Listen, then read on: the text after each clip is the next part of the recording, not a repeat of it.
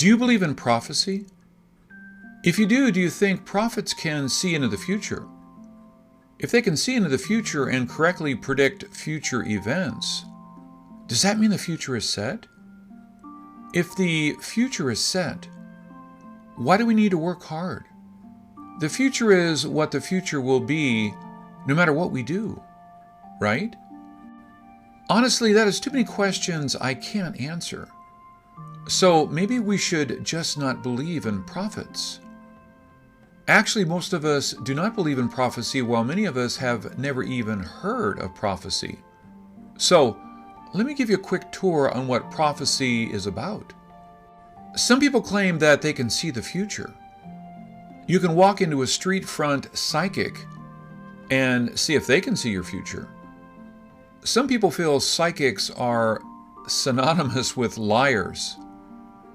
Critics say psychics read body language and give vague statements to trap you into believing them.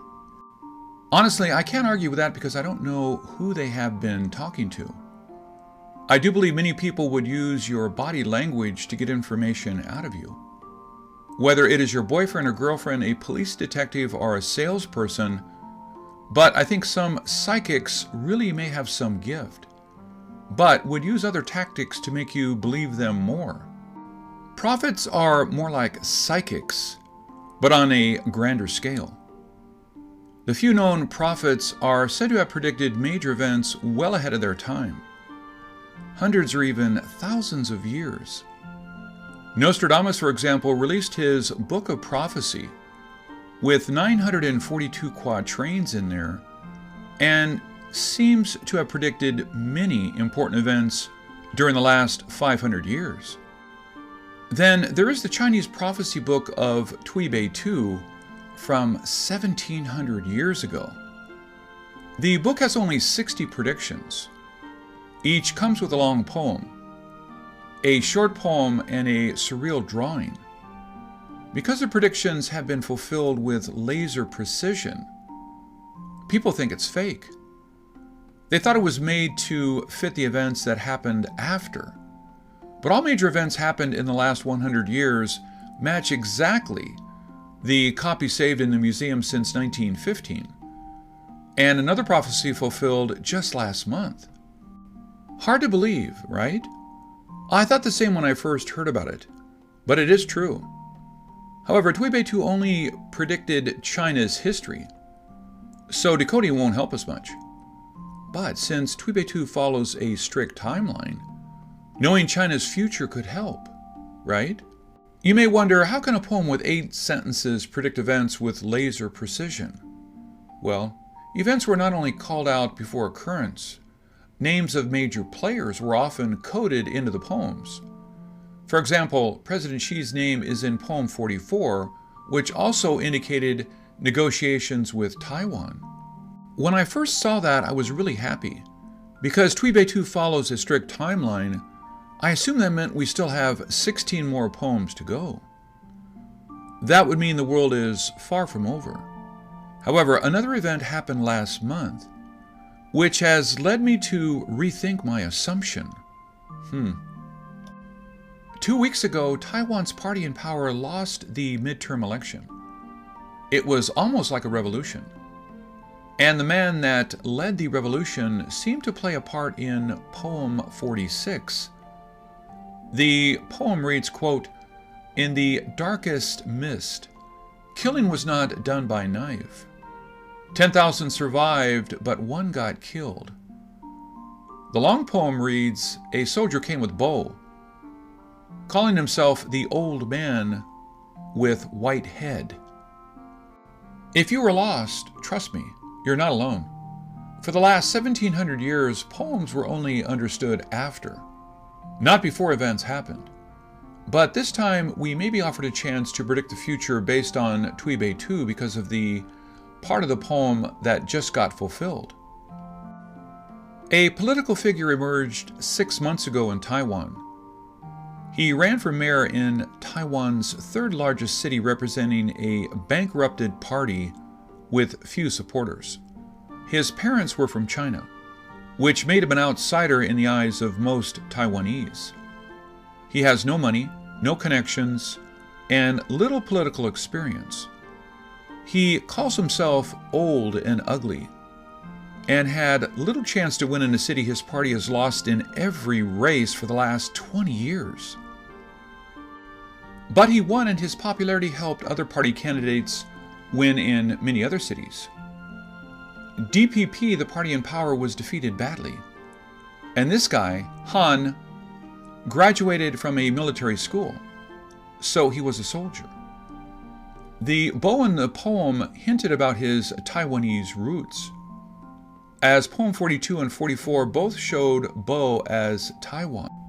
So the soldier from Taiwan, calling himself the old man with white head. Why is this Han? Because he not only called himself old and ugly, he also called himself the bold one. At the last part of the poem, it mentions about a gold sword hidden in the east. A brave man came to the palace from the back door. I can't understand the meaning of the gold sword, but the sword is in the Han's name. The rest of the poem may hold the key for Taiwan's future. If the support for Mr. Han continues to be strong, he could be Taiwan's president. But the short-term poem seems to indicate a successful assassination plot against him. The killer's choice of a weapon seems to be some kind of chemical. Maybe like the nerve gas used by Moscow? Like a Novichok nerve agent? Some people dispute Tui Bei Tu's accuracy because the poems seem to be out of place after poem number 39, which marked the end of the World War II. For that, I have to disagree. Poem 39 is about World War II with Japan, while poem 40 is about the China Civil War and what happens after. In the picture of three kids playing, it represents China, Taiwan, and Hong Kong. And then the poem describes the three governments. Poem 41 is about Hong Kong. The picture shows a soldier stepping on a ball. The ball is Hong Kong, the Pearl of Asia, stepped on by China. And the word Hong in the short poem and the quote, 99 years of mistake, pointing to the 99-year lease signed by. Then poem 42 shows a woman holding an instrument with a rabbit and a bow. It said the community survived after the beauty came from the West. Please note that American is the same exact word as beauty in Chinese. And the second part of the poem, long bow on ground, dangerous but safe. Bow is part of the word Taiwan, so the poem describes the Taiwanese government with laser precision. The next poem shows the relationship between the two Chinas after the return of Hong Kong to China. It states, the king is not a king, the general is not a general. This shows the relationship between the two Chinas. They are not friends nor enemies, although they are both considered the real China. Then the poem states it will start out badly but reach eventual peace. Then the poem 44 picture shows a man sitting while another man standing with a bow on his back. The bow means Taiwan, and in 2015, Taiwan's President Ma met China's President Xi in Singapore. In the short poem, the name Xi was mentioned with a quote of 4 legs. President Ma's last name is horse in Chinese, and it has 4 legs. Even in the Chinese character, and then President Ma's first name was mentioned in the long poem again. At that time, we all thought that would be the beginning of a peaceful reconciliation of the two Chinas. Then, poem 45 seems to indicate a war involving China and Japan, and it may even include Taiwan. But it seems to show a devastating defeat of Japan. Poem 46, as explained earlier, showed Han. Was he the leader that cooperates with China and later assassinated? Please note that his name also appeared in quatrain 44. To summarize, Poem 44 showed the meeting between the two Chinese presidents, and it also included the name of the next dominant force in Taiwan. Poem 45 showed problems in Japan, which will happen in the next few years. Then Poem 46 showed the assassination of or by the next leader of China.